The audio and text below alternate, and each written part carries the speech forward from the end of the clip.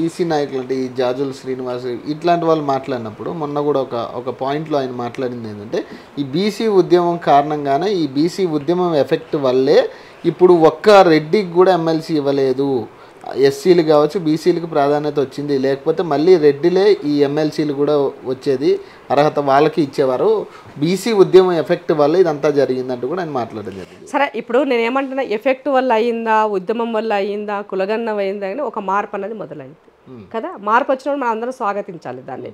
మనం ముందు నుంచి మాట్లాడుతుంది ఏంటి, మన లెక్క తెలిస్తే మన వాటా తెలుస్తుంది అని చెప్పినాం. లెక్క తేల్చే పనిలో ప్రభుత్వం ఉండింది, దాన్ని చట్టబద్ధ ఇచ్చే పనిలో ప్రభుత్వం ఉన్నది. మరి వాటా తేల్చాలన్నప్పుడు అది తేలక ముందుకే వాటా వచ్చినప్పుడు ఆ వాటాలో మనల్ని భాగస్వామ్యం చేస్తారు, అది స్వాగతించాల్సిన విషయం కదా. ఇక్కడ కూడా మనం కోడిగుడ్డు మీద ఈకలు వీకినట్టుగా దాంట్లోని వెతుక్కుంటే ఎట్లా? సంఘాలైనా కానీ ఇవాళ మాట్లాడే బయట కొద్దిమంది వ్యక్తులు ఉండొచ్చు, ప్రతిపక్షాలు ఉండొచ్చు, పార్టీలకు అతీతంగా బీసీ ఎక్కడున్నా బీసీఏ. అన్ని పార్టీలలో బీసీలకు నష్టం జరుగుతుంది. ఆ నష్టాన్ని పూడ్చడం కోసము ఈ ప్రభుత్వము ఒక లైన్ తీసుకుంది. ఆ కులగణన చేసిన దాంట్లో, ఆ కులగణన దాంట్లో మనం భాగస్వామ్యం అవ్వాలి కదా. ఆ చేసినటువంటి ప్రక్రియలో రేపు వచ్చే తరానికి ఒకసారి ఒక స్టెప్ ఒక మెట్టు మనము టెక్నికల్గా శాస్త్రంగా మనం ఎక్కినప్పుడు ఆ తర్వాత స్టెప్స్ ఎక్కడం ఈజీ. అడిగేవాడనప్పుడు నువ్వేం చేస్తావు? ఒక అడుగు పడుతూ ఉన్నప్పుడు ఆ అడుగునే నువ్వు ఆదిలోనే అడ్డుపడితే ఇక మనకు న్యాయం జరిగేది ఎన్నడు? ఢిల్లీలో ఉన్న ఆయనకి చేయాలన్న ఆలోచనే లేదు. ఈ రాష్ట్రంలో ఆల్రెడీ పాలించిన ఆయన చేసిండు, కానీ మనకు చెప్పలేదు. ఆయన స్వార్థ రాజకీయం కోసం వాడుకున్నాడు. మరి కనీసం ఇప్పుడు అధికారంలోకి వచ్చిన కాంగ్రెస్ అది చేస్తున్నప్పుడు దాన్ని అడ్డుకుంటే ఎట్లా అని అడుగుతున్నాను నేను.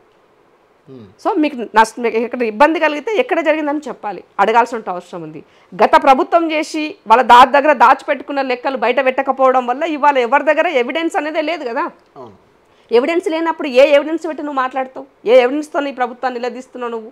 నీ దగ్గర ఉన్న ఆధారం ఏంటి? ఈ లెక్క తప్పంటే సరి అయిన లెక్క ఏందో చెప్పాలి కదా మనం.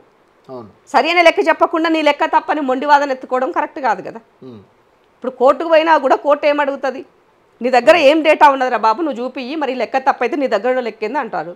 మరి ఆ లెక్క ఏం చూపించకుండా నీ లెక్క తప్పు అని అంటే పద్ధతి కాదు కదా. సో అందుకని అది లెక్క తప్పని మీరు మాట్లాడుతున్నప్పుడు కేంద్రంలో ఉన్నటువంటి భారతీయ జనతా పార్టీ పైన ఒత్తిడి చేయండి. దేశంలో కులగణన మొదలు పెట్టండి, జనగణన చేయాలి, సెన్సెక్స్ చేయాలి, దాంతోపాటు కులగణన మొదలు పెట్టండి. రేపు వచ్చే 33% మహిళా రిజర్వేషన్లో కూడా నా మహిళల కాన్సెన్సీలు ఎక్కడెక్కడ ఉన్నాయి తెలవాలంటే కూడా ఇదంతా జరగాల్సింది కదా. సో దాంట్లో ఏబీసీ మేము దాంట్లో కూడా ఇప్పుడు మహిళా రిజర్వేషన్లో కూడా 33% ఎస్సీ ఎస్టీ బీసీ ఉమెన్లకు అడుగుతున్నాము. అది కూడా రావాలంటే ఈ లెక్కలన్నీ తేలాలి కదా. ఆ లెక్కలు చేయండి అంటున్నాము. లెక్కలు చేస్తే వాళ్ళకు ఇవ్వాల్సి వస్తుంది కాబట్టి ఆ భయం పట్టుకుంది కేంద్ర ప్రభుత్వాన్ని, కాబట్టి వాళ్ళు లెక్కలు చేయడానికి ఇష్టపడట్లేదు. సో అదే మేము ఒత్తిడి చేస్తున్నాం. ఇవాళ దేశంలో ఉన్నటువంటి బీసీ సంఘాలైనా ఎస్సీ ఎస్టీ సంఘాలైనా రిప్రజెంటేటివ్స్ హోల్ అందరూ కూడా ఇవాళ కేంద్రం పైన ఒత్తిడి చేయాల్సిన అవసరం ఉంది. కేంద్రం మీద దాడి చేయకుండా, కేంద్రం పైన ప్రెజర్ పెంచకుండా ఈ రాష్ట్రంలో పనిచేస్తున్న పైన ప్రెజర్ చేస్తూ ఒత్తిడి చేస్తున్నారు. ఇదేం విడ్డూరమో నాకు అర్థం కాలే. ఇప్పుడు మొన్న